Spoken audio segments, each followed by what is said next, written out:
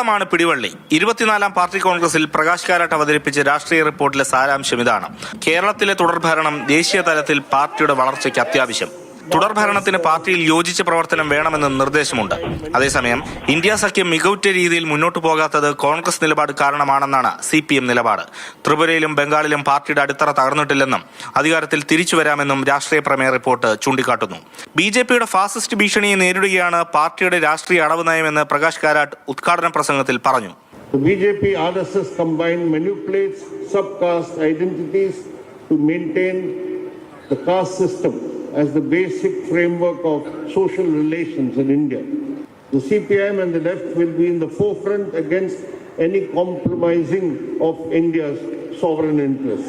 ഇന്ന് അവതരിപ്പിച്ച സംഘടനാ രാഷ്ട്രീയ റിപ്പോർട്ടിന്മേൽ ചർച്ച നാളെ നടക്കും.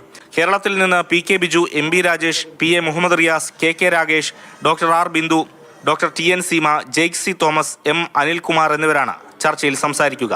2 റിപ്പോർട്ടുകളിലുമായി കേരളത്തിന് 1 മണിക്കൂറും 12 മിനിറ്റുമാണ് അനുവദിച്ചിരിക്കുന്നത്. EMS നമ്പൂതിരിപ്പാടിന് ശേഷം CPM-ന് കേരളത്തിൽ നിന്ന് ഒരു പാർട്ടി ജനറൽ സെക്രട്ടറി ഉണ്ടാകുമോ? കേരള ഘടകം MA ബേബിയുടെ പേര് നിർദ്ദേശിച്ചാൽ അതൊരു ചരിത്രമായി മാറും. മധുരയിൽ നിന്ന് ക്യാമറമാൻ സജികുമാറിനൊപ്പം കണ്ണൻ നായർ, മാതൃഭൂമി ന്യൂസ്.